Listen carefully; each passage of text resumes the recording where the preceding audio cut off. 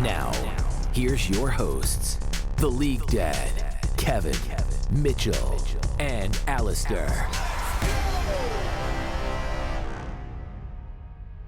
Hello and welcome to the All In Podcast. We are joined by Kevin today and me. I am still in the Bay Area, but Kevin is somewhere very special. Where are you at, Kevin? Tell us about your situation. I'm in Tokyo, in Asakusabashi, so I'm in Japan. Oh, yeah, I recognize Tokyo and Japan, so that's cool. That's cool. Are you why are you out there? Just for fun, right? Vacation? Just for vacation. I haven't taken a vacation since 2019, so I was like, okay, gotta take it eventually. That's cool. So that's pretty much it. I'm just here for fun, hanging out until the 1st of November, so I will be here until next week of Worlds. Yeah, one more week. Wow. Okay, and that's kind of nice because I think you're at a weird time, so you can actually watch Worlds like normally. Is that true or? Yep. Okay, cool. Yep, Worlds airs at 4 p.m. I just watch him, eat dinner, watch it. That's actually why I traveled. Yep. Nice. Well, that's really fun, man. I gotta go to Japan. It's like someplace I've been wanting to go to for a while. Um, so Well, I am recording what I've done, so at least with the food side, if there's interesting and good places, I'll let you know. yeah, if you do like a little vlog or whatever, that would be cool. It'd be cool to see that or something. I don't know. Uh, I don't know what Hmm. these influencers do these days. There's so much. I just put things in a notebook because I forgot to record anything. I've already done the things I would record. Oh, nice. All right, well, enough about Oops. you. We don't care that much. I'm just kidding. But let's talk about League of Legends. Let's talk about Worlds. Yeah, so let me just say it is Thursday, October 25th at 5 p.m. Pacific time, so normal American PST. So we are right before, like 7 hours before C9 versus Fnatic play. So we're probably not going to see this podcast episode till Friday, which is after the games, but we're reacting before any games happen in the second half. But Worlds did take place. The first section of like the main stage happened. The first game that happened in the section was T1 versus Team Liquid. It was very close. I don't think we're going to go through all the games, but we are going to talk about all the NA games at the very least, and then we'll try and talk about some of the other fun ones. But so let's start off T1 versus TL.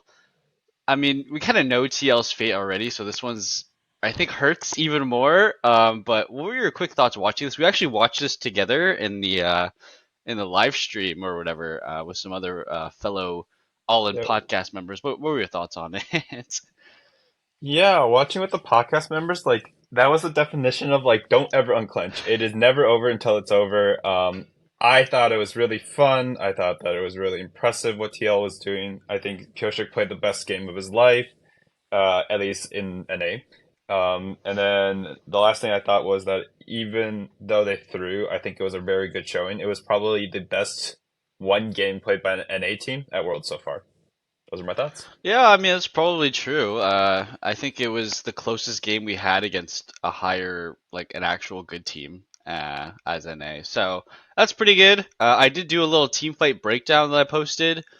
It wasn't the Mm-hmm. greatest quality. I'm still working on making those better. But yeah, I think that honestly, it was literally the last team fight that did it in for Team Liquid. They were even or even had a chance to win up until that last team fight, and then it all fell apart. But yeah, all right.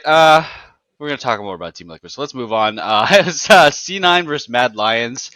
I think we can kind of talk about this one alongside with Energy versus Mad Lions in that Mad Lions just isn't a team, huh? They're just not real. What were your thoughts on C9 and Energy versus Mad Lions? Like it was rough to watch. Not gonna lie. Yeah, so which one was first? It was C9 was C9 played first at first. NRG? Yeah. Yeah. So when C9 played first, I was like, oh, okay, yeah, no, this makes sense, right? C9 is a better team. We kind of expected it, even though Mad Lions is, I believe, their third seed. They're not that good. And so we didn't expect much from them, and they played just as like. But the second game, NRG versus Mad, I was surprised because Mad Lions bounced back, beat the shit out of BDS, who's been like a wild card. They like beat him so clean. I was like, huh, maybe they warmed up at what? No, they didn't. They actually just cannot beat a team outside of their region. So all of that to say, I mean, this is a narrative. I'm really dumbing it down. I think the real points to focus on are it is incredible how little aggression they have internationally when they have like Hillesane on the team Mm, and Alyoy and mm, Alyoyo, who are like some of the most aggressive players in like EU history besides like Yankos, right? yep. For jungle position and then maybe Mickey for support. I think Niski does not match up internationally for some reason, even though I thought he was very good in that Talia game. He played against what's it, BDS as well. I don't know. Actually, it might have been good into NA, but I think he just doesn't have that X factor. We've seen it enough times internationally where Niski has been so good domestically, and then he just can't get over the line, right? I would put him akin to who's like our but I don't want to compare him to Poe Belter, but I think he's like Poe Belter has always been good, good enough to get you championships, good enough to get you across the line, but he's not a superstar. He has a couple really good plays every Worlds, but like he will always just not have enough firepower to match up against NA mids, but it's just like international Yeah. mids. Right? The reality is it's NA mids at this, but like what do we expect them to do better against Chovy or Knight or Faker or BDD? Like I don't think so, right? No one's like sitting here saying Scout's gonna get destroyed by Niski, right? Yeah. Or go even. The only person we have for that is Keps these days. Yeah.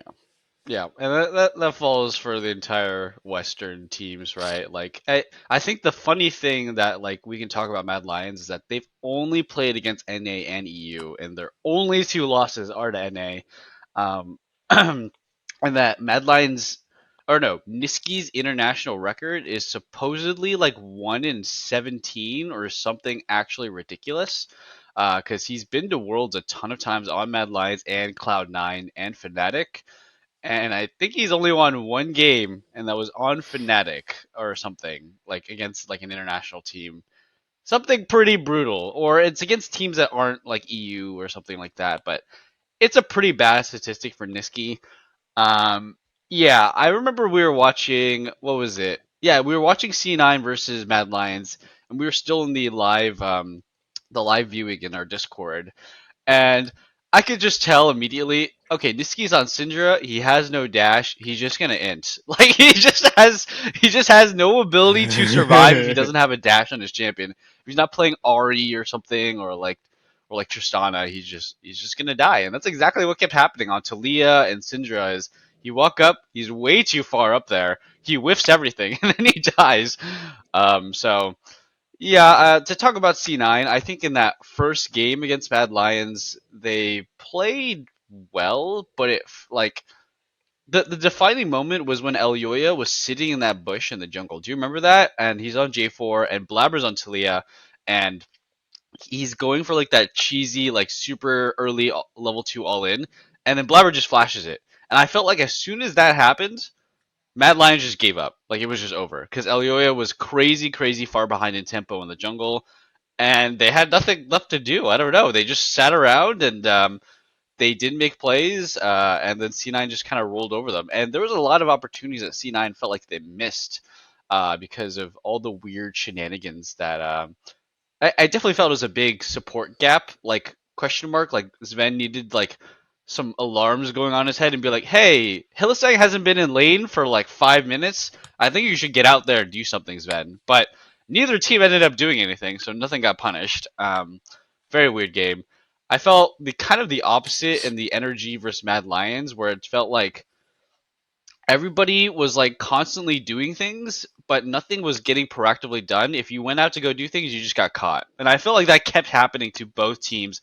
They would make a proactive play and they would just get caught before it actually happened. And then what ended up actually happening is just Mad Lions had a terrible, they didn't have an AD carry, they had Nila. So didn't have an AD carry. So Mm. I was not confident about either C9 or Energy's wins against them. I just felt like Mad Lions just gave up and threw it away and we didn't learn anything. But I mean, it was an exciting game. All's that to be said. Like there was a lot of back and forth. It was like not supposed to be close. I honestly thought C9 should have closed out yeah. a lot of that time, and then they had that fight in bot second tier turret, and Niski got some really good flicks, some really great position. I'm like, wow, Niski's good. And then the next, like the absolute next plays, the whole team just collapses, and I'm like, oh, that's how it ends, huh? Okay, okay. Yeah. Um, but I will give credit to, no, not give credit. I will say that the feeling I got, it was good that you brought it up, that they were just all doing stuff, but nothing was happening. I felt like they were doing a tryout. It felt like they were trying to show off, like, I'm supposed to be doing this, so I should do this. And there was no semblance of team coordination at all, or in a lot of those plays, right? Mm. Like you would show up and like no one else knew that they were doing this. And I'm like, are you trying to just show off that you know what to do? Like you're doing what you're supposed to be doing, but since no one else is on the same page, it's just bad. Yeah, yeah, yeah. I could definitely agree with that. It's like several people are trying to do the right proactive play, but they have slightly different ideas of what they are, so nothing actually gets done. Yeah, bit unfortunate. I get the same feeling C9 is doing the same thing, where it does feel like Sven is on a different page from his team. It's kind of more obvious in the LNG series, Cloud9 versus LNG. We can talk a little bit about that, but that one was actually like winning, and I feel like ahead for Cloud9. I do have a little team fight break or a little match breakdown moment that I made, but I haven't posted it yet, where it's like Ooh. Cloud9 was in a really good position, and then at one point, Cloud9 decides to just start Rift Herald, and they lose like two turrets and like a bunch of waves for one Rift Herald. It was like in the middle of the game. It was like 17 minutes in or something, and then it went from them being like 1,000 gold ahead to just behind all of a sudden, and then the game was like really rough to play after that. I was like, one macro decision, and we just get completely screwed. That sucks. That's real rough. So. Um, Mm-hmm. I think that Cloud9 versus LNG had a lot of the same feeling that T1 did versus T and Liquid, except I think Cloud9 kind of started losing earlier, but we had a good early game against a good team. It's not bad. Any thoughts on? Let's see. We can talk about. Let's just talk about Cloud9 versus LNG and Energy versus Mm-hmm. Weibo in the James general James same Yeah. conversation. Yeah. So, they gave Zika his Jax, which is Yeah. only a little less simple than giving Bin his Yeah. Jax, which we'll talk about later as well. I think that our early game plan was good. I think M&S is a weak point. Although they did play the early game well, I think they could have gotten a bigger lead if M&S was a better matchup into Scout. Don't really blame him. Our best mid laner is Palafox at Worlds right now. So, like, we just don't have firepower once again. But the hard part is M&S is an import, and the other two are growing NA talents. So, like, I can see an upward trajectory for the other two. And technically, M&S should have an upward trajectory, but like he has attitude issues. He has been in the bouncing around teams for years, right? So is he gonna grow? I don't know, man. Other than that, I also think that I think that the Tarzan Scout like core just like absolutely smurfed on C9. Later on, there was a lot of coordination that they had. I think Blabber did match up well. He had great pathing. I think their early game plan was very solid, and then I think they once they got a lead, they had no idea what to do for it. They legitimately collapsed. Fudge wasn't doing anything. I think him being a liability. I hate it when people are liabilities and they're playing Renekton. I'm just like, why are And they get we the Rift Heralds. They get the Rift Herald like priority. They get the ganks. They get the first turret. It's like maybe we shouldn't do this for Renekton. why am I picking Renekton into a character that scales through the moon and that character also did either even or ahead in lane against me? Like okay, this is my hot take. I think it's a super selfish pick. I think Renekton is great for making you not look like a fool on the world stage, at least in the early game. And some people just want that because they are afraid to take matchups. I don't know if Fudge is in this category, but I wouldn't be surprised if it came out later where he's the one's like, I think Renekton's good here. We can get Prio. And then as he starts losing, he just gets quiet and then goes 0-3 on the croc. Like Yeah, it's just so pathetic. I You have to be very good to play I Renekton. also think you have to be super proactive with your lead, right? You can't just like sit top lane and like build up a small CS lead and take turret and even get a Rift Herald, right? Like sure, what if C9 got two Rift Heralds and they didn't get punished for it? That's not enough to win the game as Renekton against the Jax, unfortunately. What you gotta do is you gotta like gank bot or do something crazy and flip it and like actually get a huge, snowballing like cascading amount of events that really make it worth it. Because if you don't like gank Mm-hmm. bot or like get your ADC ahead. It doesn't matter if you're like 2 levels up and thousands of gold ahead. Renekton is not going to be able to team fight. it's yeah. So I Absolutely. completely agree. I think Renekton and Syndra are actually fall in the same exact category. I think Syndra is the same deal where uh, mid laner picks it to be safe, to have decent prio, to have decent wave clear, always be able to kind of contribute with the stun. But what ends up happening is she doesn't scale super well until the super late game, and all she provides is a stun and some damage, just like Renekton. And I feel like we're facing against Oriana or like Azir or something that's like a scaling wave cleary type AoE mid laner, and it's like we're just waiting to lose. Like we play against Jax, we play against Azir, we play against whatever other scaling mid laner, and we're playing Syndra Renekton. We got nothing. It's like we don't have enough wave clear, we don't have enough just late game damage, sustained DPS, anything like that. So We don't have the range, the sustain, the options, right? yeah. The times the one time NA has ever beat T1 is when we cynically drafted Jinx in a really bad early game matchup with EG at MSI 2022, and we just outscaled. We Scaled. won one fight, and then right, it's like wow, what a concept. I Yeah. think they're just so afraid of getting embarrassed early game and collapsing that they like go for the middle ground, right? They don't even full commit to early game either. Mm. They commit to sort of good early game, but no scaling late, and then like a decent mid game. Yeah. But because they can't play it out, it just all looks like neutral early game, bad mid game, terrible late game. And that's not how it's supposed to be, right? Yeah. I will give them credit though. Okay, LNG after the fact seems like they're close to the second best team or third best team Sure. at the tournament. Yeah. And even though Liquid did play better against T1, T1 is not the third best team. They're not even the second best team, contrary to like what we expect historically. Mhm. They're probably closer to like the fifth. I would probably put at least 3 or 4 teams ahead of them. Mhm. BLG, LNG, Gen G for sure. Even maybe KT with their current form, but KT's path has been awful, so it's hard to tell. Yeah. And obviously JDG, right? So it's just like they're like fifth, sixth, depending on who you ask. And yeah, Liquid got further and were more back and forth, but they were with the worst team. LNG is the only team that's ever actually consistently taking games off JDG, Yep, right? that's true. So kudos to C9. Honestly, like we were saying all this, but like last year's Worlds, it was much worse. Yeah, it's when true. we were playing against the top Oh, teams. it's so true. I mean, Cloud9 is. I think all of our NR teams are at least a small step above what we were last year at Worlds. Mhm. And C9 is definitely probably a bigger step because they were terrible last year. So Yeah, don't forget how bad last year was. This is way better. I have hope in these games, which might hurt me more, but it definitely hurts. I think that's why I was a bit upset, like actually about the Cloud9 versus LNG series was because I was like, guys, you guys are so close to like not screwing up randomly, like because it felt like it was like an accidental, like they just were being impatient or not super like they were a little unfocused maybe, and then they gave away 2 turrets for fun. It's like, man, it's so close for you guys. And I think the comp stuff that we're talking about too is like it's so close. It's not like they had a bad draft. They had a very meta draft with a solid idea. I just, it would just be nice if like it does feel like all the NA teams when they play against a top tier team is they over index in the early game now. Like it used to be that we would get rolled in the early game and we never get to play. That was years ago. For the last year or two, we've been good in the early game because we index it into it in the draft pretty heavily in the play style.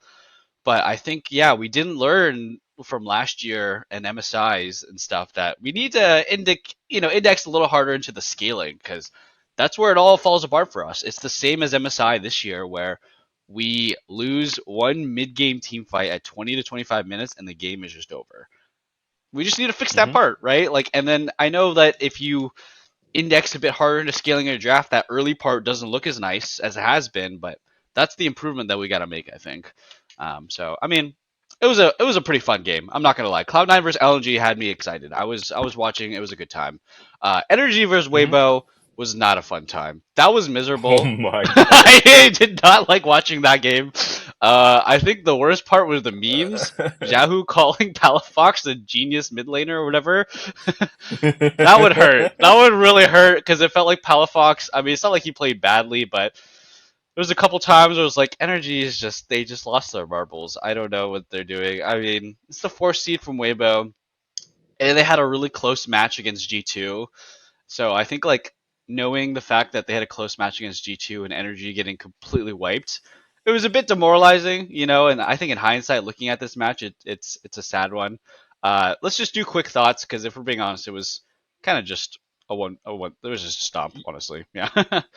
Yeah, you pretty much said everything I want to say, except to add on to how much it felt bad was right before the 4 seed from Korea, Dongwon, got like not stopped, but they got like a pretty impressive loss to G2, right? Yeah. So we're like, wow, EU first beat Korea fourth. Okay, great. Now NA first is against LPL fourth. let's like you have like some hope. It's like back to back, right? Like you had the Great Western win. It was amazing. You're on the high, and then energy got stopped. Yeah. It was and I hated the draft. I hated Talia, Callista, Alistar. I was okay with Jace, and I love Ornn. And I'm looking at this. I'm like, once again, you half-assed it. What is this? Like, let's say Ornn gets to late. Who benefits? Yeah. Jason Like, most, yeah. kind of Yeah. Jace, right? Jace getting his Dust Blade of the Super Blade, whatever it's Yeah. called. The Ornn item Dust Blade is insane. Super Blade, I like stat-wise. I'm like, that. great. Yeah, it's a good name. But FBI and contracts, like they just can't do anything until you Callista late game. I'm just like, I was so disgusted. I was like, you picked this and you didn't win early game. Yeah. What is going on? I also thought it was a bit. I don't know. Maybe. I mean, honestly, at the point that it happened, it didn't matter. But Ornn gave his first mythic upgrade to Talia. I was kind of like, can we give it to the 2-kill Jace, please? Like, god damn The it. 2-kill Jace, who's actually been doing fine, and Dustblade's a way bigger spike Yeah. than the And it's a Andrews. mid laner. The Andrews is such a good item by itself. Yeah. I mean, it's just a mid laner with like uncounterable poke, right? Like, just give it to your Jace. But whatever. Small detail, small nitpick. Energy. I mean, they did win some games later on, right? I think they won. Yeah, they're 2-1 because they beat EU and they unfortunately demolished Team Liquid. uh, I Oh I just my I just god. gotta talk a little bit Oh about my the god. Energy versus Team Liquid match, in that Go I was for it. watching the co-stream. Double F made a point that just defined the entire series to me, is that it like Callista has been banned almost the entire tournament, right? When it gets through, it's usually a better team giving it away to a lower team. And yeah, that's kind of what Yep. happened. Energy, they give Team Liquid Callista, and you know what Energy does? They pick Senna TK. Okay, this is a garbage combo. This is not a strong combo. They only picked it because Energy has TL read like a book. It is like one of those, like, it's Mad Lions versus BDS, it's Team Liquid versus Energy. It is just like, it's not a matchup. BLG versus JDG. Yeah, JDG versus BLG, exactly. It's like, Oh it's my just a mind god. read. It's literally just Energy would never do this. They would never ever give Callista, and they would never play Senna TK if they gave Callista to an actual competitive international team. So, wow, that was depressing. The whole Civil War section, I mean, I kind of like it in terms of like drama and interesting tournament like Mm-hmm. conversation. I kind of liked it. I just hate the fact that we had to deal with NA murdering NA. But what are your very quick thoughts, and then because we got a lot more to talk about for Team Liquid, but Yeah, yeah. my quick thoughts are APA went 0-9, yeah. They hard targeted him. Like it happened. I will still give him credit. He's probably the mid laner who's done the second best or the best against Faker in a matchup at Worlds ever. Mm, So honestly, he got red, man. He got his soul red. He got absolutely obliterated. The one I wanted to highlight though is I think Yan is the silent reason that they lose a lot of these games. I know Summit through the first game and the second game to some extent, but it's actually Yan being put on something. He's always put in characters that are very high value, right? It was the Kaisa, it was the Callista. These are like top 5, top 4 AD carries, and they get a lot of priority in the draft resources. And they get a lot of attention. They don't pop up. Jan, I think even the casters mentioned this. Like, he has just not been playing to the level. He's one of the better players on this team and consistent player. yeah. But it's his first Worlds, and he didn't do well. So I don't hold it against him, but I do want to highlight it's not, ABPA like did collapse. Like, once you get like chain farmed, like there's really little you can do on Syndra, right? It's not one of those characters, just like you were talking about with Niski. Yeah. No getaway, Yeah. and if your team is bleeding elsewhere, Pyosha can't help. Yeah. So, Yeah. yep, that's all to say. I also think Piershik had a pretty silent game. He got targeted a little bit in the draft. They picked Viego. There's a reason why we're not seeing Viego at all this tournament. You gotta have CC. They also took his camps and they just camped his jungle. Yeah. It was impossible for him to play. Yeah, it's pretty hard. I think Team Liquid really started to show the coordination problems that we saw. Let's just get Team Liquid out of the way now that we're finally talking about them. We gotta talk about them. Team Liquid versus GAM was. We're gonna like probably scroll back and rewind time a bit and talk about some of the upper seeded teams. But let's just finish out with NA. Let's talk about Team Liquid versus GAM. Man, I really thought we were gonna win this. I thought it was like one of those guarantee wins we had. It was the coordination gap, right? Like, we can't. It's hard for me to blame, you know, APA or Yeon when we have literal world champions on the roster and like they are complete rookies and they have some good moments and some bad moments, right? But yeah, I mean, you could feel the rookiness. Like even though Gam is supposed to be a much worse team, they just had experience. Like it really felt like Yeon and APA were getting just experience gapped and like was facing some nerves. There was a lot of coordination Hmm. issues with the Korean veterans with Summit and Pioshik and Core JJ. I think Pioshik had a great series, but like if you can't coordinate with your team, it's really, really hard to show how good you are. And yeah, this was a tough one to watch. I watched it live, and I was just getting more and more depressed. Yeah, me too. I was losing my mind. Yeah. Here's what I'll say. I will say that their game two win was fine. I like that they played with Pioshik on Kindred. I'm like, yes, Mhm. draft cynically. Zaya Rakan should never be given to a good Yep. team, and Liquid got it because I honestly think they thought they could beat it with Draven and Renata, which they almost did. Um, but no, this was good. They had Renekton on top for Summit, and so they could get Prio for Kindred. They had like that kind of stability. APA has been very, very good on Nico, and he had some good engages. So I was like, oh, this is what I wanted to see. This is way better, right? And then game three, the deciding match, they go Sejuani on Pioshik, who was personally, I think, the best performing player on that team over the course of the tournament, even though he had ups and downs. When your laners are all like failing, like you need to be cynical. You'd be like, hey, pick Lee Sin, pick something to Yep. carry and go for it. They left Lee up in First the rotation. first half, Yeah, right? they could have First taken it. rotation, Yeah. and then Liquid was just like, yeah, Sejuani to Jax is strong, which it is, but not with Summit playing the way he's been playing. Summit didn't even have okay. Last thing I'll end the eulogy of Team Liquid on. Summit did not even play his lane dominance. He barely, except for maybe against Zeus, he had a good performance.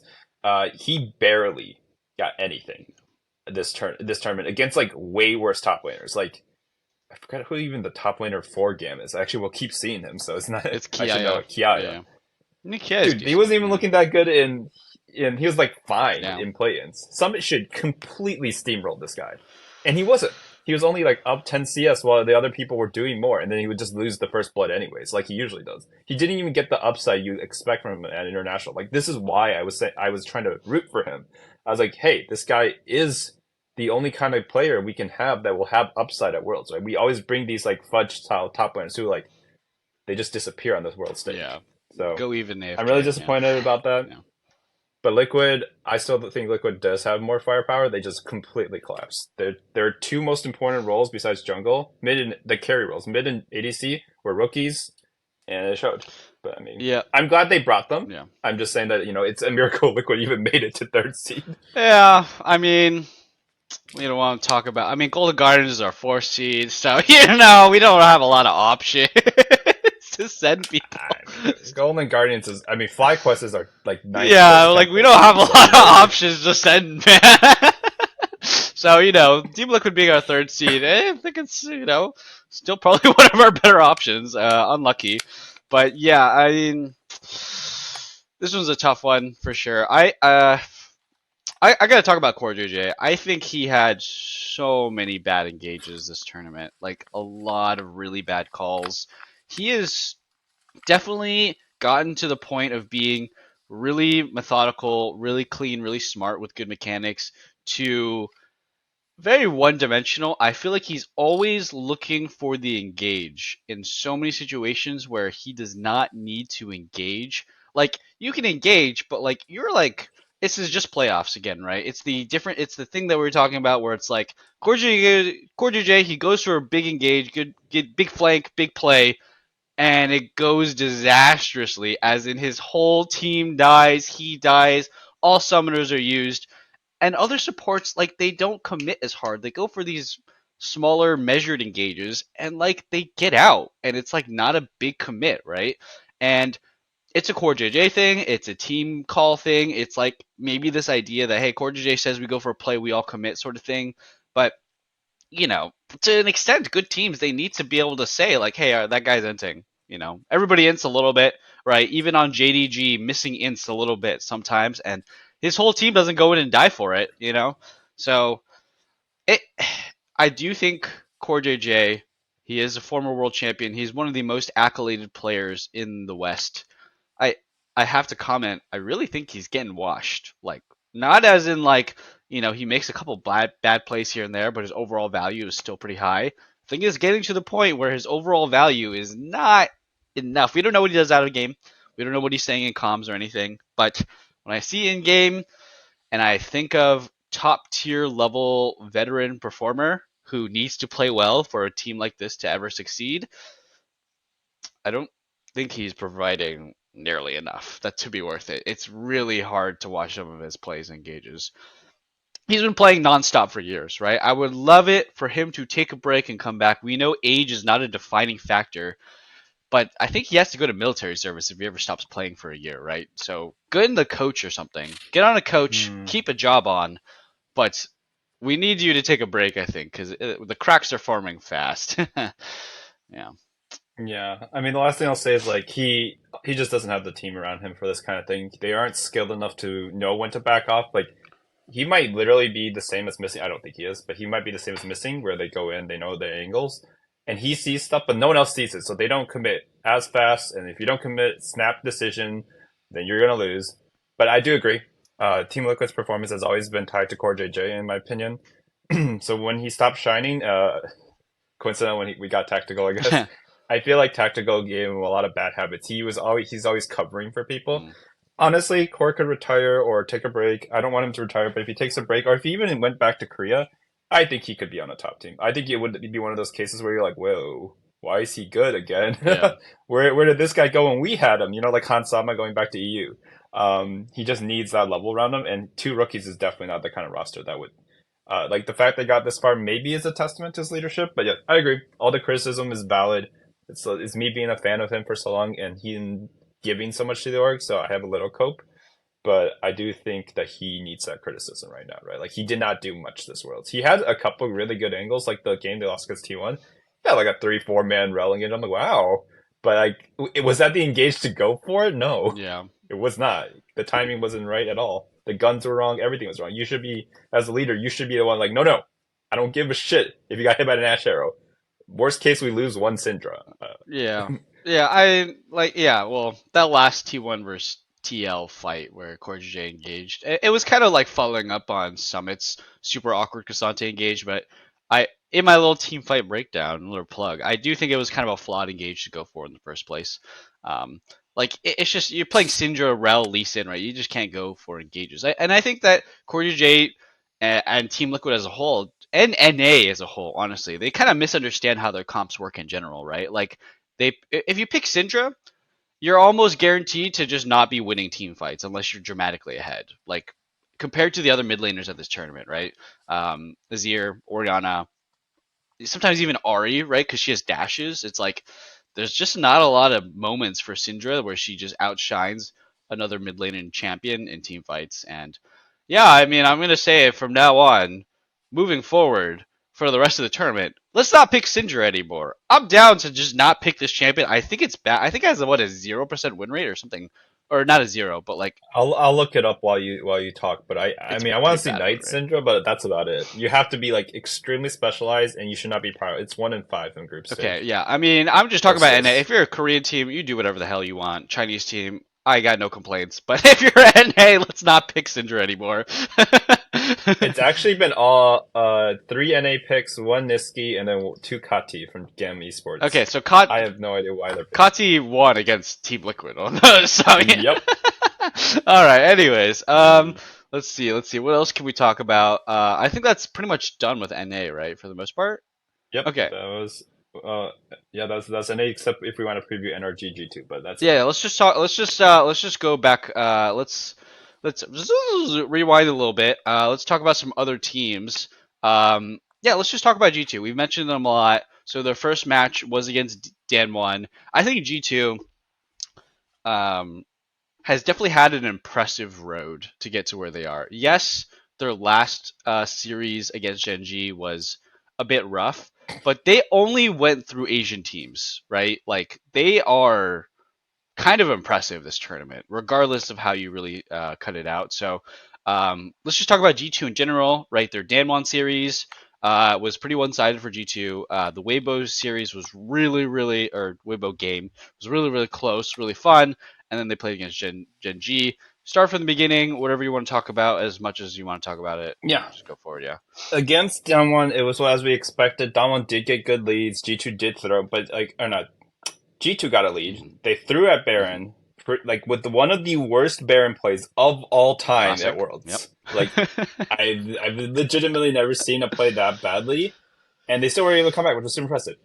I've never seen a play that badly until the next series they played, or the next match they played against Weibo, where they did an even worse Baron throw. Classic.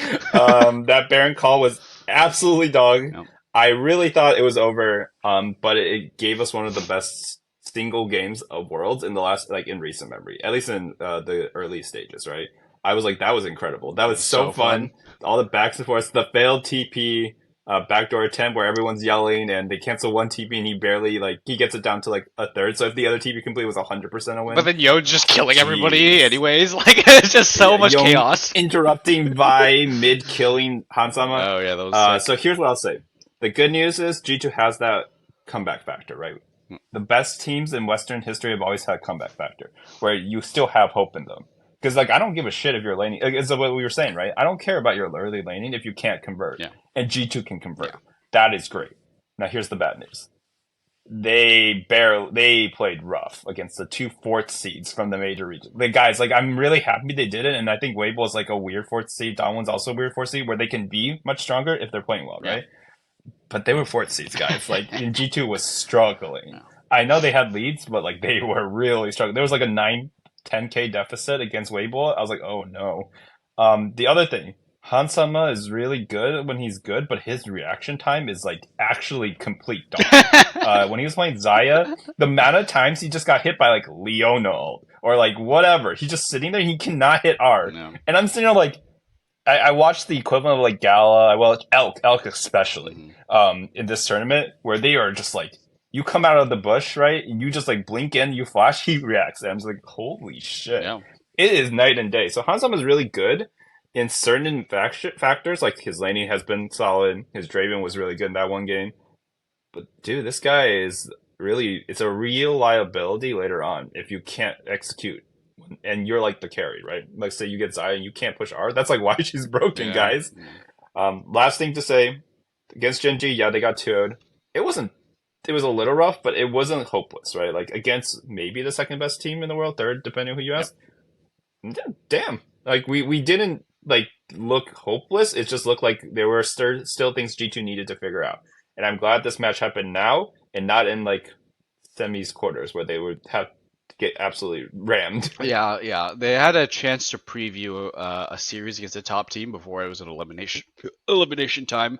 So, Yep. I mean, I think you highlighted the progression of G2 pretty well in that they are by far the best Western team by a good distance, and yet at best until today. Yeah, until today, we'll see. But and like there's still, I think, a pretty big gap between them and the best teams in the world. They can beat the 4 seeds, but I think as soon as you get to third seed territory, I think G2 is probably going to match up pretty well against KT and BLG. Those are the third seeds. I don't think like it's going to be like G2's clearly favored or G2's clearly worse, but I think those will be close matchups. I'm excited in like a ranking sort of sense, but I think if you have hopes for G2 being an actual contender of the best team in the world, I don't think we're even close to that, unfortunately. The G2 versus Gen G series, we got completely pooped on in the top lane by Doran. Doran was smurfing on Broken Blade. Oh, I'm glad you highlighted. Doran's so good. Doran is... I was actually incredibly impressed. Yeah. Doran is really, really good this year, I think. At least from what we've seen, right? I think Doran is... This is his best year. This is his best year, and like we haven't actually seen Doran play against any good top laner that's not Zeus this tournament yet. But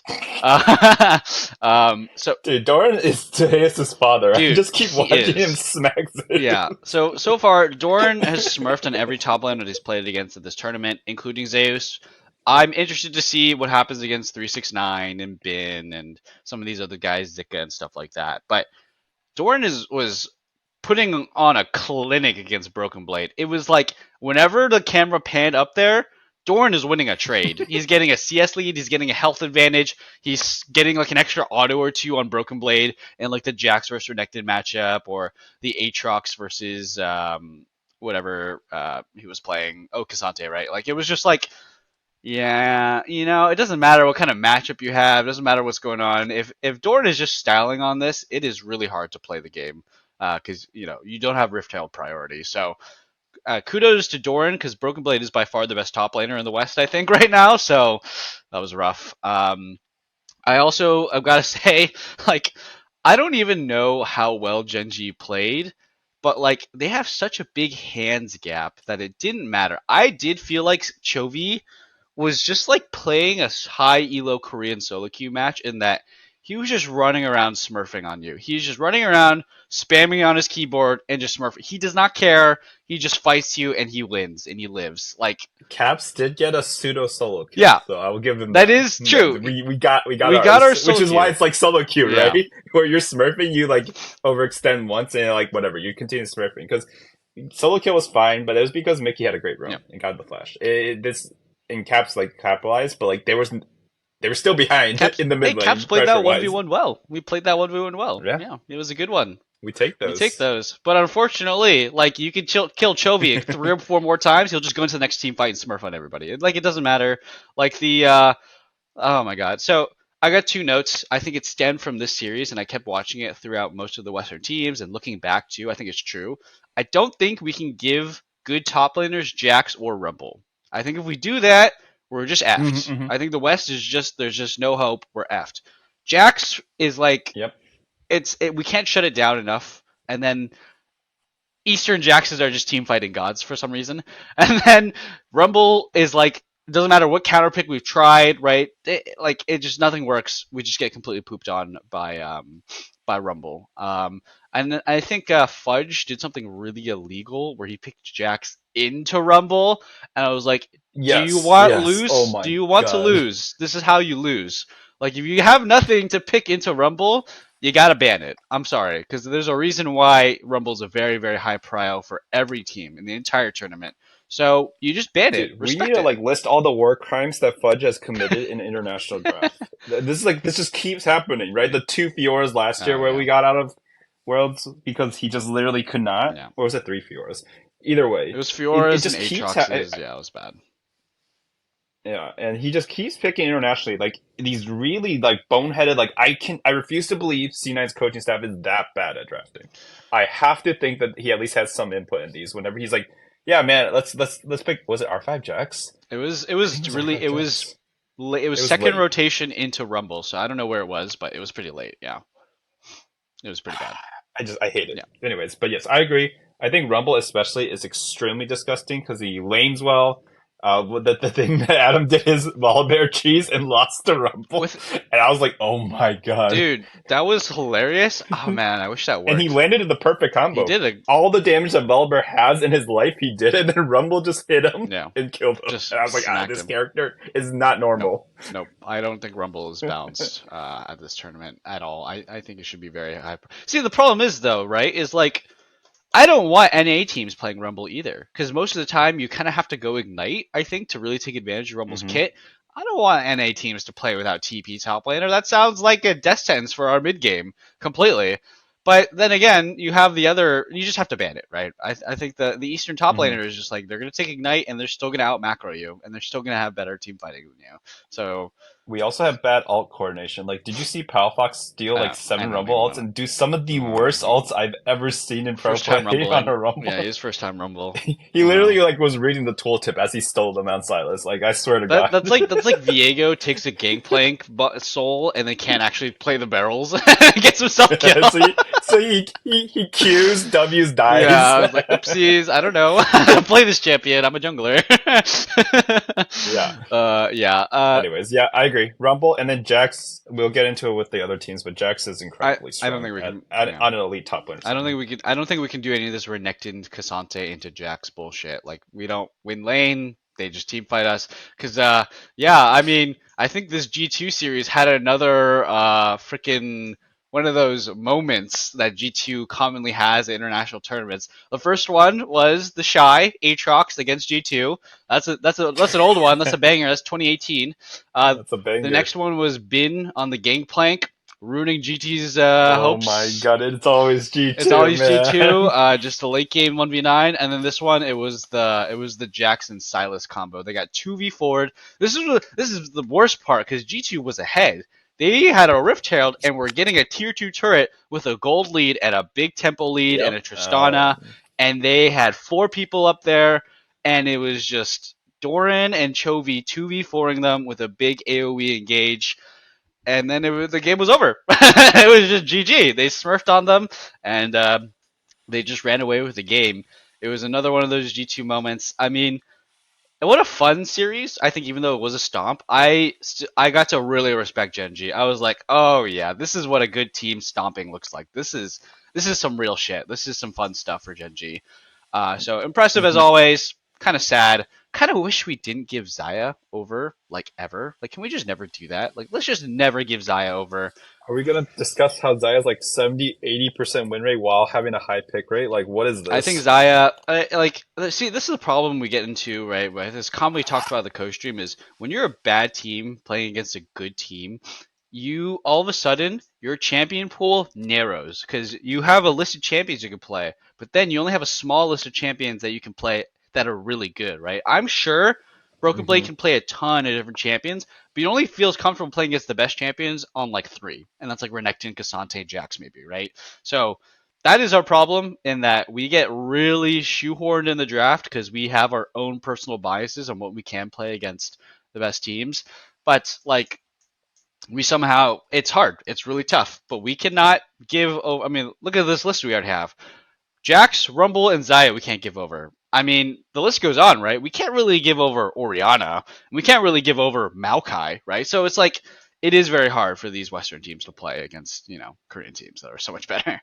So I will recognize that and that they're trying their best, right? Like, because you also get to the point where it's like, I don't really want to give over Rel and Rakan too. And now we're at 7 champions that we're thinking about we can't really give over.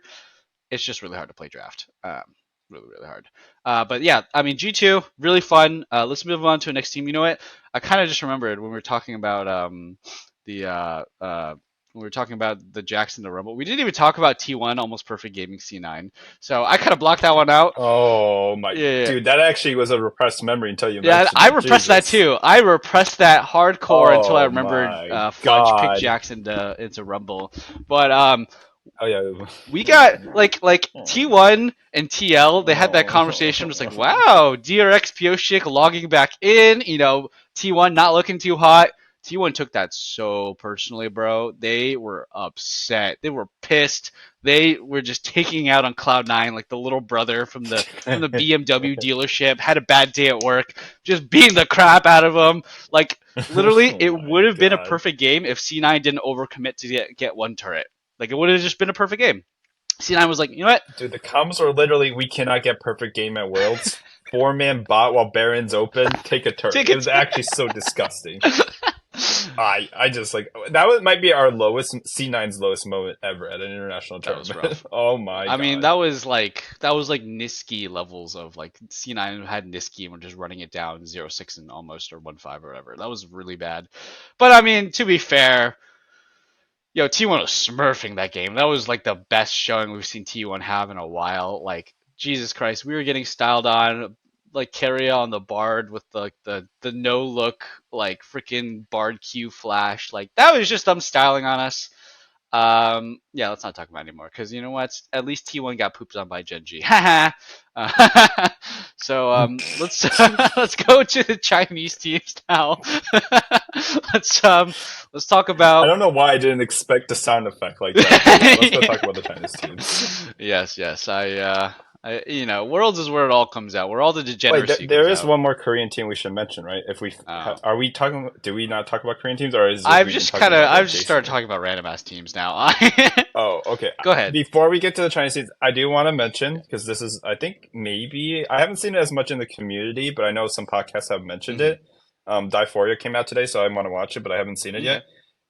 Dude, why does like life hate KT? Oh. KT has played against BLG, Weibo Gaming, and what was their other matchup? They played BLG, Weibo, and I don't remember. Oh, I don't damn remember, but one. it was another top It was damn team. one. Yeah.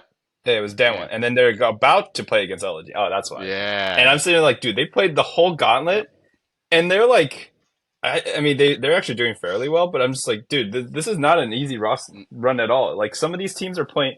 T1 had a world where they could have qualified being only NA teams, and so it's true. I just don't get it. I don't like this part of the format. Anyways, let's go to No, LPL. I do want to tackle a bit about the format has been very interesting. I think like for the most part the format is super enjoyable because of how explosive and Yes. random it is. But I think a lot of people are putting in caveats and saying that a lot of Swiss formats have no rematch rules and they have like some rules to guard against a bunch of inter-region civil wars and stuff. Yeah. So I think There's also yeah, seeding, so like real seeding, not NRG being equivalent to yeah. Gen I G, think I think JEG. that's a big point too. And like in some way I don't know how to do that because the format's already very complicated for the average viewer. But in some way, keeping seeding as time goes on throughout the tournament to instead of being a random draw pool, right? Like I don't know, it can get very hard. I don't blame Riot. This is their first time doing it. There Hmm. are some things that they could have predicted that were pretty obvious, like all the civil wars that we got or all the rematches that we could get. So but for the most part, I think the format has been pretty enjoyable. And then yes, KT drew the short end of the stick. They got allowed to play hard teams, and I gotta say, they're still performing quite well. But KT to me is like I think the reason why they're so forgettable is they're the equivalent of the OG Korean style. I think Genji has like perfected the OG Korean style in that very macro heavy, but Genji they still smurf on you when they're having fun, right? They still go for the crazy plays and they put up crazy scores and they dominate you. I don't feel like KT does that, probably because of their hard schedule, but like KT is just slow and methodical and just very consistent, I guess. And I just fall asleep watching their Hmm. gameplay sometimes. It is the original like Korean style. Um, yeah, I think the only thing that makes KT even remotely exciting for me, because I agree with the style criticism, is all the memes and all the narratives surrounding them. yeah, So that's when they fun. do start like Yeah, when they do pick T1 and they get smacked, it's super enjoyable from a narrative yeah, standpoint. They have a lot of history, and this team has always underperformed internationally. So KT Arrows bombed. yep, KT, the Super KT yeah. team in KT 2018 got Rolster. smacked. Yeah, They should have been better than they were, but they almost got 3-0 by IG. So, all to say, I don't know if this is their tournament. It looks like all the all the stars are aligned to give them to 2-2, and I swear to God, if it's NRG versus KT I'm in down. the last one for us, and I'm down. I That's a mean, coin flip. We can win those. maybe we, That's a you know coin what? flip. Actually, you know what? You're right. It is a coin flip. That is the biggest coin. Hey, Uh, 50-50 is better than most odds we have against a top international team. I think. I mean, we've already won more games now than we've tied our amount of games won already. We've won 3 last year. I think all of NA won one, Yeah. 2. But that's because we just So keep beating up Mad Lions and each other. it's It's international. It's an international. EU win. It's It a counts. not a fourth It's true. seed. It So counts. actually, honestly, this just It just counts. counts. We take those.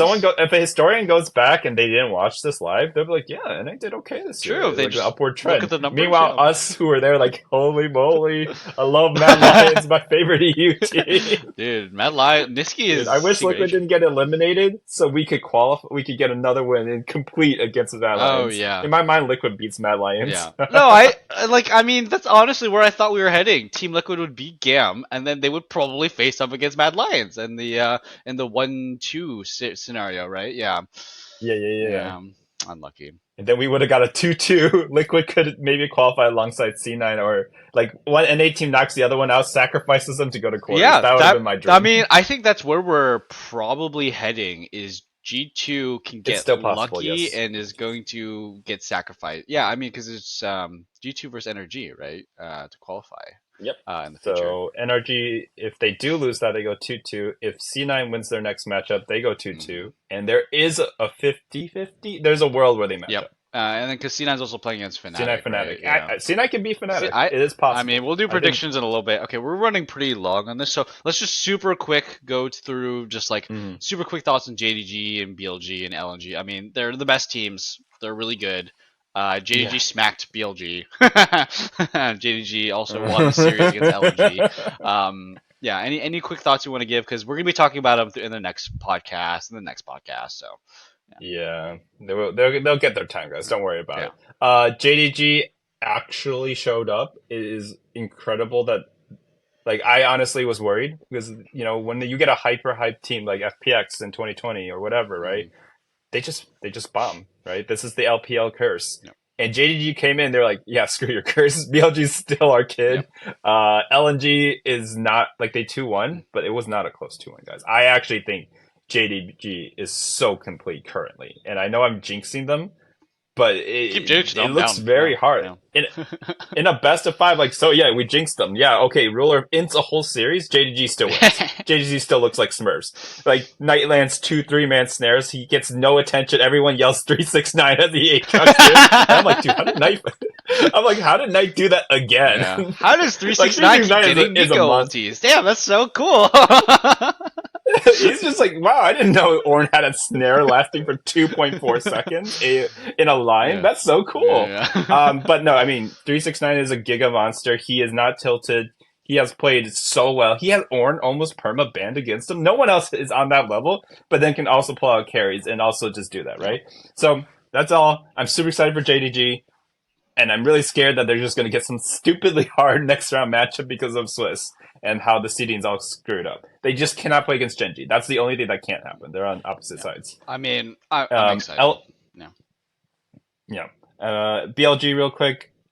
I think they're extremely good. I think BLG has not lost to anyone not named JDG or once against LNG. Yep.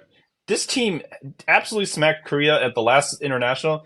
I don't necessarily think they're as good in this meta as they were at MSI, but like we still don't know. Like they friggin' 3-0 Genji, guys. Genji is a 3-time LCK champion. Like, are we just like right now? The betting odds are way in favor of T1 versus BLG, and I'm just like, guys, do we just like forget that absolute beatdown owner got at the hands of Shun? Yeah. How their bot lane just forgot what playing for bot means? Like, I don't know. It is possible T1's better, but T1 looked very flawed at this tournament so far. And then the last one, LNG, in my mind, the de facto second place team because they're the only team who can consistently pressure JDG, which makes them second best in my mind. They look good. I think their weak point, so they look good. Scout is incredible. I think Tarzan is on point so far, and the issues they have as a team would be, I don't know if Zika is as good as he was domestically. He's a rookie. He just stepped up, or not, he's not a rookie, but he's not a very tenured player, and he just got really good this year. He is not, like, we've never seen this guy at Worlds. So as far as I can tell, like, it's possible that they don't have the poise or the tenure, right? Because this is just basically last year's super JDG team that's great at team fighting, but they just upgraded their 2 weakest roles on paper, right? Yeah. I mean, Yep. So all that to say, and the last thing is Gala is crazy good. Yeah. He that solo kill on Ruler, I'm like, whoa. Oh, that was cow, a Giga man, Chad moment right there. That was like literal 1 HP calculation, take one turret shot and live sort of deal. Yeah. He's so good. Really I think Gala just actually his team sometimes doesn't have. It just forgets about him. I mean, like they. Yeah.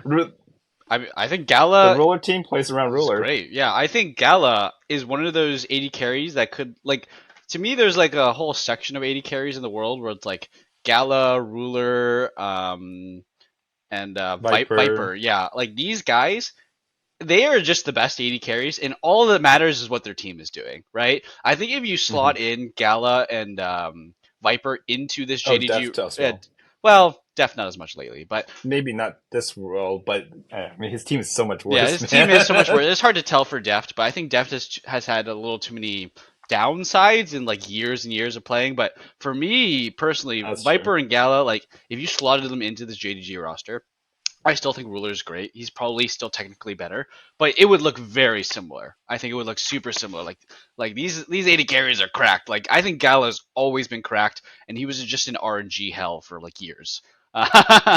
Unfortunately. Yeah, no, Gala was playing way better than Ruler this whole series. Yeah. Ruler literally ran it down. They had the same KDA, and Ruler was on the winning team, getting simpler. Ruler in some fights was just getting caught for fun. Like it looked like he was just like Well, he's like, my team will carry I also anyways. think Ruler has a bit of the problem where he gets caught to bait his opponents, and he's so used to doing that he takes it a little far. He's playing with his food. I That's fully true. believe Ruler is playing with his food, like a lot, like a little too much, honestly. Like old Uzi, where he would E4 on Ezreal, and that would be the initiate because he knows Yeah. that his team will be And there. then also he Yeah, knows that's that he's fair. gonna get jumped on and outplay it, right? He'll have the perfect cleanse, the perfect flashback, the greatest auto spacing. Like I really feel like that's Ruler right now. He's playing with his food, and it could bite him. I mean, it did bite him a couple times in this series and in the LPL finals against LNG, where it went to Yep, 5 games, but it's just not enough. So, I mean, if Ruler ever battens down the hatches and focuses up, it's pretty doomed. I think they're gonna be really agreed. good. I mean, and then I'll say about BLG. I think BLG has had besides their JDG match, a pretty easy run. They look much better than KT and Fnatic, like kind of easily, kind of just like casually better Oh than my them. gosh. So, I'm excited for BLG. I don't think they've even been tested. I think the real test has been for JDG and LNG that to show that they're really good. BLG is still waiting for that moment to not play against JDG and show that they're a really good team. Still, yeah. I do think Ellen, other than LNG, I think BLG's scary part is that they have that comeback factor. Oh Bin yeah. is him, dude. Bin is Oh, Ben's him. Oh so yeah, good. yeah. His Cassante against Keen's Aatrox felt like he was playing in pistol. Like he was just landing all these engages. He was just like KT actually played a close game, and then every time Bin would just raw dog get a 2-man knockup on Cassante. I was like, you can't just do that, man. You weren't doing anything. He didn't flank. He just walked up and killed Yep. them. I think Bin is incredible. He's been playing one of his best tournaments, except against JDG, where 369 has his number. Yeah. But Yeah. yeah, I think Bin is crazy, and he would be the difference. I think if it's a good like I don't. I mean, he already gapped Doran once this year. I don't know if Doran has a chance into this form of Bin. Yeah. And his Jax when he was playing against who was the last game where he was playing Jax? He had like Oh, against Fnatic? he was Yeah, super it was. against Fnatic, dude. When he had GA Zion, he didn't click a single one in that last fight and just killed them and engaged. I was like, brother, I mean, the dude, this is Fnatic, not yeah, okay. that Fnatic game was just like I don't know. That draft was terrible from Yeah, Fnatic. I mean, yeah, BLG is good, but Fnatic also dropped the ball. Yeah, That draft was so much I worse. mean Fnatic could have that shown was up. just BL. I mean, it was like it doesn't matter, guy. Like BLG was just styling on them anyway. Like I think Fnatic could have had the god tier draft, and BLG they looked lazily like piss stomping on Fnatic. Like it was. So I mean, whatever. It's like you're chatting with your buddies, you're chatting with your partner, and you're just on the phone, but you're just like playing League Yeah, in the you're just like background. so Like, oh, we cute. won. Like, let me just like smurf on these like kids real quick, and then like, yeah, what did you need? Yeah, I'll get that at the grocery store. Yeah, no big deal. Yeah, Um, yeah, yeah. Let me take some of those tabs yeah, out. I do think the BLG versus KT series or game was fun because yeah, BLG was way better. I feel like, but KT, you could see why they're a boring, slow macro team. It's because they can stay in a game. They know how to play the map. They can always hmm stay in the game. It's not exciting to watch, but like mentally, like seeing what KT can do could always catch waves and be at the right place at the right time. There's a reason why they're a good team. I just fall asleep watching them. But yeah, let's move on. Okay, so we talked about pretty much every team at the tournament. Okay, BDS got eliminated. hmm We can talk about them. Whatever. They got pooped on by Dan1. That happens. Let's Oh look at my the future god. matchups because episode's running a little long. So let's get in there. So the first thing we got tonight is C9 versus Fnatic. This is a best of three, right? Oh, yep. It's a Yes, best of yes, three. it is. Everything's a best of three, I think now. Yeah, everything's. Oh, it's so fun. All right, cool. So I love it. C9 versus Fnatic. Let's just get into it. Who's taking it? Who's winning and why? Real quick. Let's see what happens. See what we say. I want C9 to win, so NA's guaranteed not guaranteed, has a higher chance of No, quarters, right? no. I want C9 to win. I actually think Fnatic should win, but I would actually put money on C9 because I put my money where my mouth is. I want C9 to win.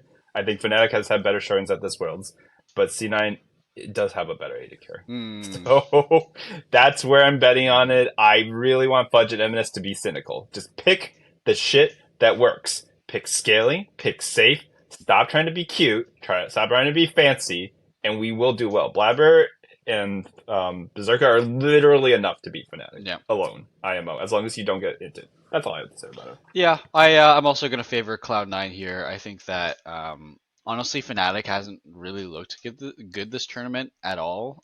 So the only win they had against was Gam. C9 did beat Mad Lions at least. So I'm excited for C9 to at least yeah, I think they're not going to be playing against a top tier team, so that they're not going to feel pressured in draft like they have in the other series. They're not going to do weird stuff. Hopefully, like pick Jackson to Rumble or like give over Zaya, stuff like that. Like, I really hope that we just take the good stuff. I think it's a super easy way for us to see is just like, give me that first pick Zaya, right? And then just like pick decent champions. Yeah, like you said, just pick some decent champions. And pick scaling. Like, I think if we get a scaling advantage, we can make mistakes against Fnatic and still win because we got Berserker in their back pocket. So yeah, you know, don't be stressed, C9. I think if we don't stress out and we play pretty well and we pick good scaling, that no matter what happens, we can still out team fight this team because Fnatic is not that coordinated. We can definitely out coordinate them in mid game team fights, which is I think the entire deciding factor for every game these days. I will add in, Yeah.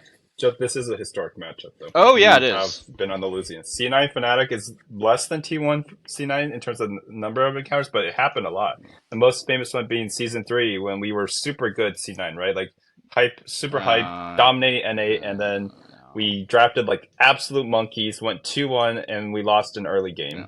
And Game 3. It was the most disappointing Game 3 That was in internationally. And that kind of started the 2014, EU-NA bro. rivalry. That was so Oh, it was long. 14. Oops. Yeah, not 2013. You're right. Oh, whatever. I mean, still, 2014, 2013. I don't It's remember just what year. years ago, bro. That was so long ago. But yeah, that's where it started. I remember. But it still haunts me, man. Yeah. It still haunts remember me. it. That was such such a great Yeah. build up and then just a wet fart. It was. That was also a weird time when we got seeded into quarters immediately. We played one series and then we were just out or something, right? It was super random or weird. Yes, Yeah. that was Yeah. we did that for 2013 as well. Yeah. That's why Gumania Bears were in there with Najin and other teams. No. Well, OMG SKT had to qualify through groups. Like, It was weird. It was a weird was time so back much then. worse back then. Weird time. But yes, C9 and Fnatic have matched up many, many times over the years. They've actually traded players a lot too. A lot of players have been on C9 and Fnatic before, one after the other almost. So historic matchup.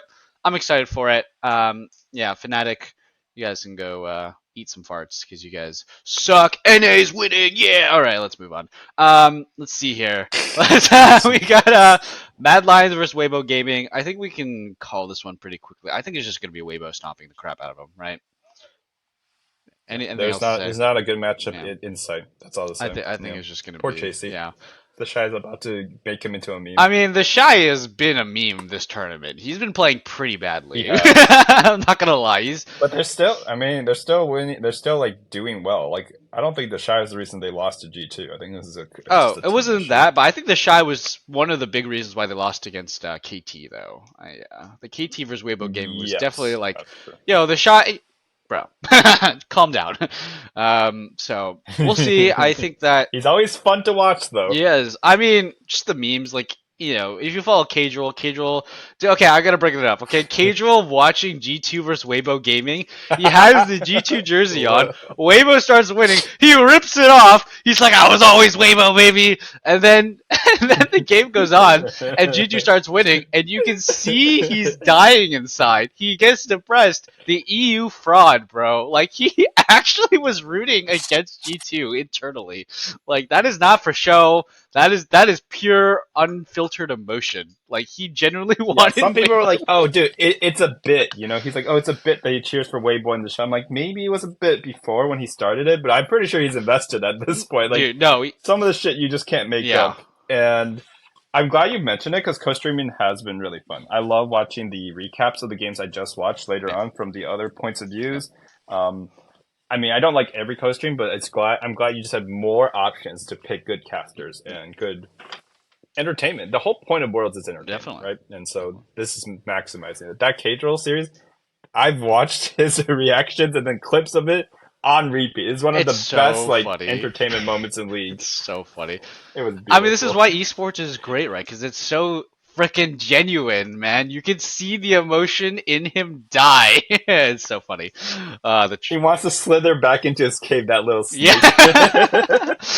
Fraudulent, yeah. And then I also love I've been loving Yankos on Double F stream. I don't know if you've gotten a chance to catch that, but like Yeah, I've been watching Double's recap, mm, like basically the videos he puts on his yeah, channel, yeah, and the yeah. Yankos has been so good. Yankos He is is perfect. such a natural, Yeah. not to flame Double here. I'm just saying Yankos is like he knows the plays. He's Yep. funny.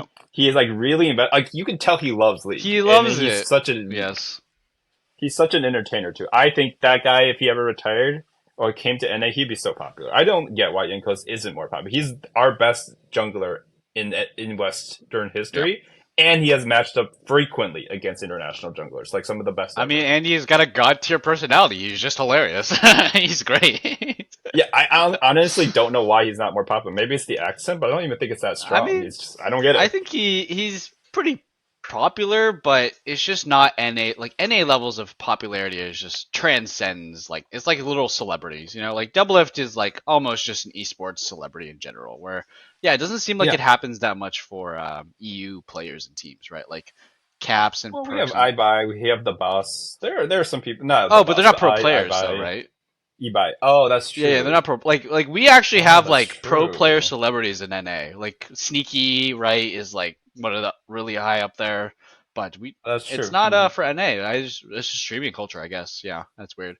For Yeah. you, I mean, I was going to mention because all the biggest streamers these days, because Tyler One's doing his chess grind or whatever, yeah, all the biggest streamers are EU now. Dratut or yeah. whatever his name is, Drutu, yeah, the Baus, boss, yeah, yeah, those guys. Ibai, like they're just all European now. There's like who's the highest NA streamer nowadays? It's like Sneaky, I guess, and then I don't know. Sneaky and who else Double if streams they from stream NA? very seldomly League of Legends. They're usually doing other Yeah, content. exactly, right? We Yeah, just all of our guys are stars, I agree, but they're not the top streamers in not the anymore. league Yeah, section anymore. It's like 80% EU now. I But think they aren't none of them are pros, yeah, I except think. for maybe Nemesis. Oh yeah, Nemesis former pro, but I think it's like the legacy too. Pedro It's like technically counts.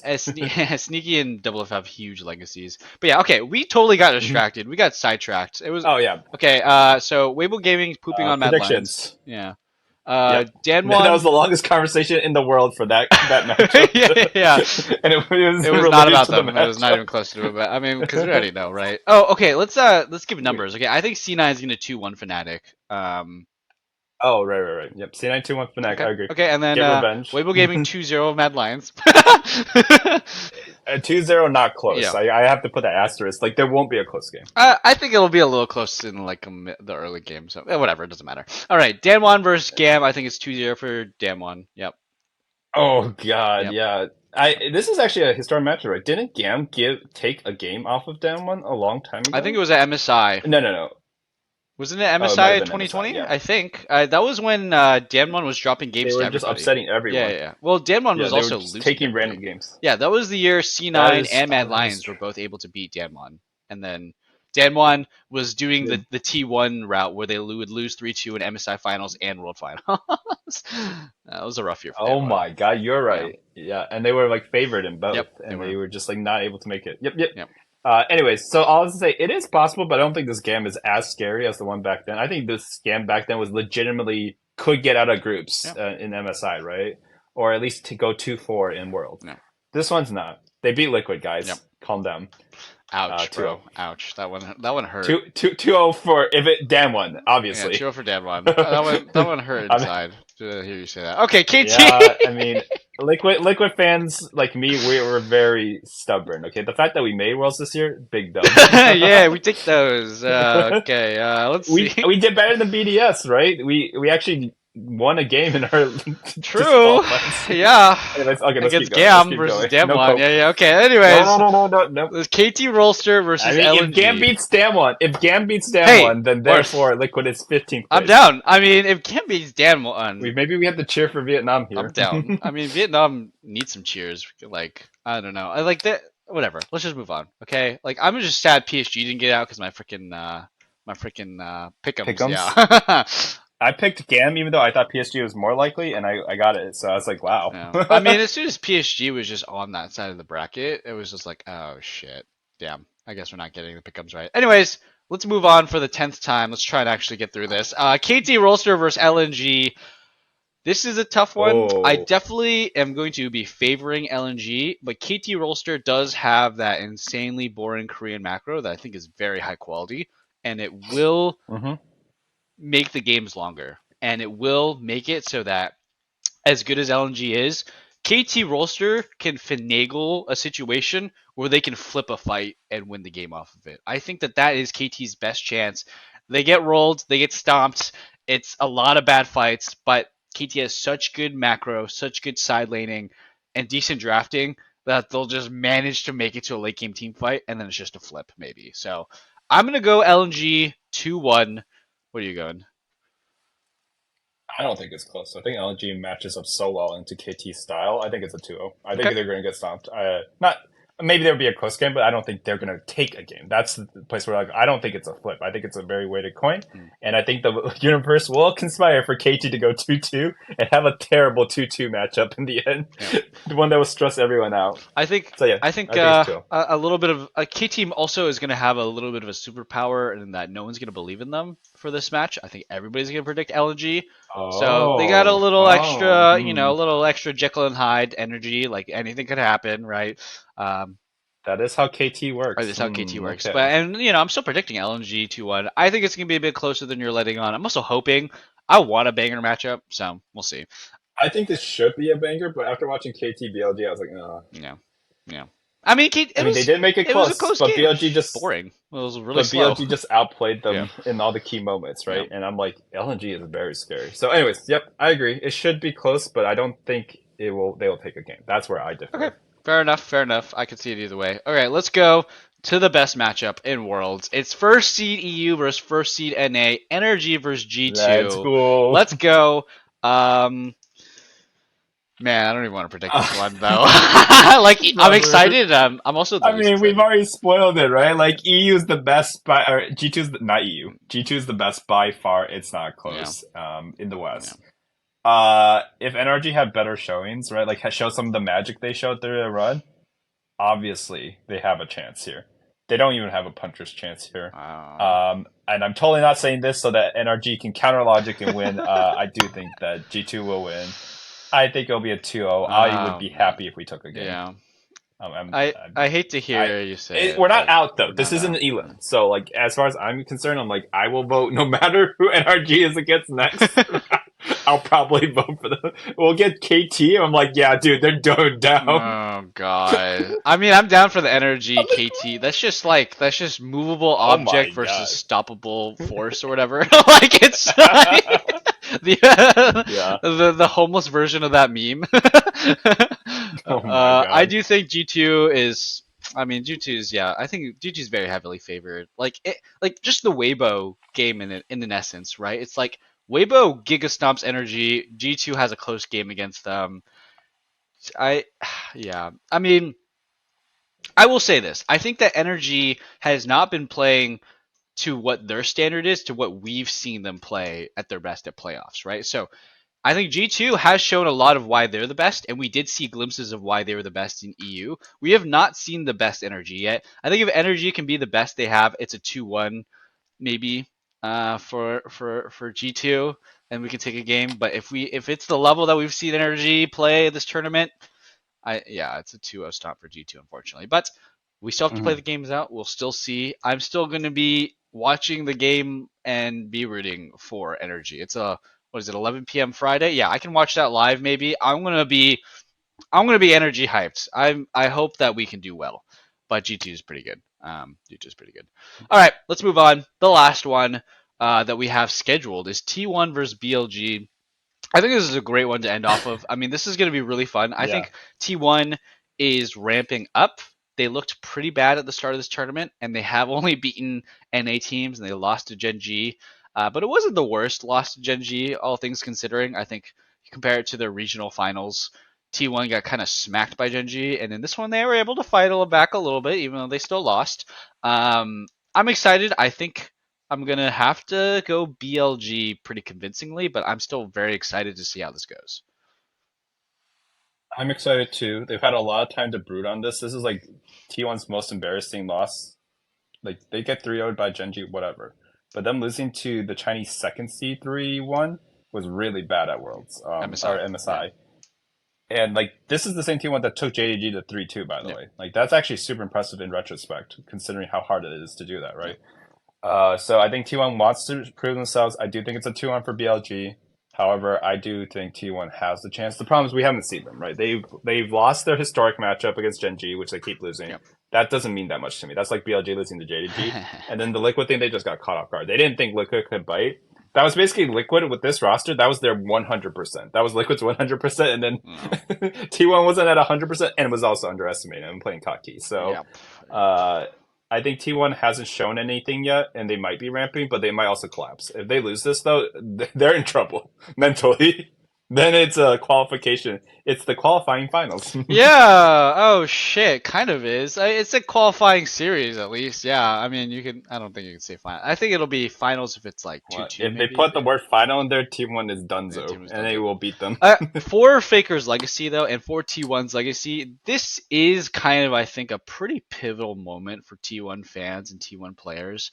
There's a lot of conversation that T1, if they don't win or whatever happens, actually whatever happens, period, after this year, they're probably breaking up. This roster has been together. Pretty sure owners said that Yeah. they won't be together next Yeah, year. okay, And there I you was go. like, you said this before Worlds publicly? Yeah. It was like a Reddit post, so maybe it was a mistranslation. But I think he explicitly said this roster's not staying together anymore. Yeah. So like, And I was like, that's crazy to me. this is a big moment for this team, I think. They have more moments. They're not out if they lose this, but like, if T1 wants to be considered a top team at this tournament, if T1 wants to be in the conversation of potentially winning it, they need to beat BLG. There's no more excuses. There's no like second chances. Like, you need to beat BLG, and then like you need to qualify right now. Because if you lose to BLG and you go to the next series, people are going to be doubting heavily. It's going to be rough. T1 is a very mentally heavy team, right? It could be pretty rough if they lose to BLG here for I think their idea that they think they can win this tournament.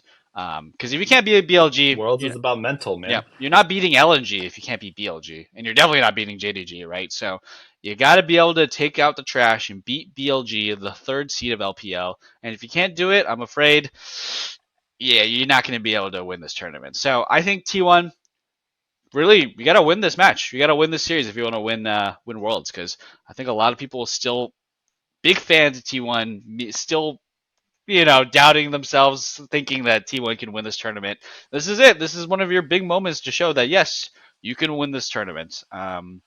Yeah, I mean that's going to do it for all. And the I want predictions. T1 to advance too. Yeah, it's more exciting when T1's still in the bracket. Oh, I want them to win. They're actually like underdogs in this tournament. I think it's way cooler when T1 is an underdog. First time being a major underdog? Maybe. It's been a while. It might be, Yeah. because they're like, in my mind, they're 5th, 6th, right? That they've never been that low in modern world. It's been a long time since they've not been considered at least like a top 2, top 3 considered team. It's been a long time.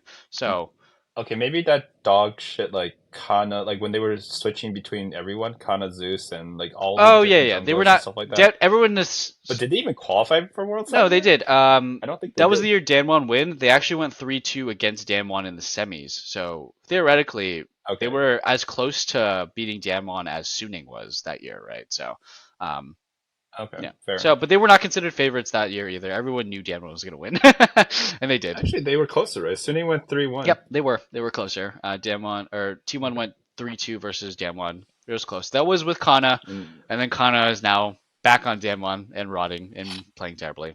I mean, kind of so like he's basically what we think Doran is usually. Yeah. I mean, Kana is just so out of place. Kana feels like an NA player already. Oh, we're in. Oh, no, time to learn English, buddy. For him. Time to learn American. Dude, he's gonna come to Team Liquid next year. Oh yeah, for no. sure, 100%, bro. He's exactly the kind of person that would be on Team Liquid these days. Yeah, definitely. Decent but not great. Korean success can go to NA to smurf for one split and then fall apart completely. Yeah. Anyways, That is all the predictions for the upcoming series. We did our best to review and talk about all the past series. Now, this is where we get into some Mitchell coaching copium. I'm going to make it quick, but I'm going to summarize my thoughts of what we should do for NA. And that is, yes, don't pick Syndra. Try not to pick Renekton. Try to prioritize Zaya and Oriana and Nico and, Rakan, Rel, and yada yada, Jax, blah blah blah, Rumble. These are all the normal things that everybody's trying to do in the meta. The things that I want to specifically tackle for NA teams is, I know that C9 is going to be watching this right before their pivotal match, of course, obviously. But we need non-committal wave clear, okay? So that's why I don't like Syndra, especially when you match it with a Kai'Sa, is that you cannot clear the wave quickly and easily without committing your Syndra stun, right? Most Syndra wave clear to actually kill the wave instantly in the mid lane is you use all three of your basic abilities. Same with Kai'Sa, you have to walk up to the wave and press Q to clear a wave. Not a fan of those. Okay, that's how we get caught almost every single time.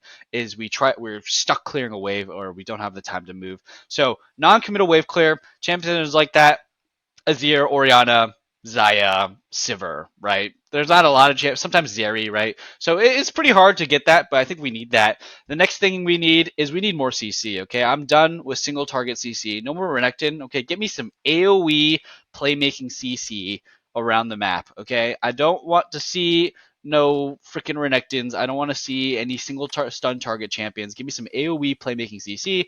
That stuff scales for the rest of the game. We don't have to worry about that kind of idea falling off. And thirdly, okay, this is going to be controversial. I think if we can fit those two ideas into our comp on the top side, then we should be thinking about last picking support or late picking support and going enchanter. Because I do think one of our biggest problems is we don't have lane prio in bot lane. And it snowballs super hard that we lose bot lane river control. We don't have dragon priority. And yes, we can get gold leads. Yes, we can get rift heralds. Yes, we can get top lane ahead. It's not worth it. I think that if we can get a good 4-man top side with our AD carry getting and our mid lane top jungle, we have good CC, good wave clear, good scaling comp. Go range support so we can guarantee push in the bot lane. I think it's going to make our lives so much easier and just make it so that our AD carry just has a tempo advantage. Our AD carry is just ahead. I think that Berserker especially would love something like that. Sven would love to play range support. Let's do it. Let's give him last pick and let's try and win bot lane. So that's my coaching tips real quick. Any last thoughts we want to end this podcast on? The last thoughts are like, as I keep saying, play cynically. Yeah. Play what your win con. Play toward Berserker. Play toward, in this case, probably Palette Faker. Honestly, play towards the mid I'm down side, to play for at FBI. least, and then I'm down to give that guy Kai'Sa and play around FBI. I don't think we can just hope that FBI is not bad. Like we just got to pray that FBI is good enough. that's true. That's actually okay. That's fair. You do need to play around him, Yeah. but like if you have mid prio, you can play down there. Like Yeah. have get Palfox first gank, second gank. All four of you go bum rush bot. Yep. Even if it's against T1, they've shown to not understand the concept. So No. I think it's all about bot lane. Yep, all about the bot lane. I think FBI Berserker. We can just pray that they have hands, and I think that the team can come around. I mean, goddamn, dude. NA versus EU. What a tournament. This has been really fun. I hope that we win. I think we will win. And that's going to do it for us, okay? We got some great games tonight. We will see you on the next episode. Try not to be too toxic. NA is winning for sure the most important matches, which is the NA versus EU rivalry. That's all that matters this tournament. Let's go. And we'll see you on the next episode. Peace.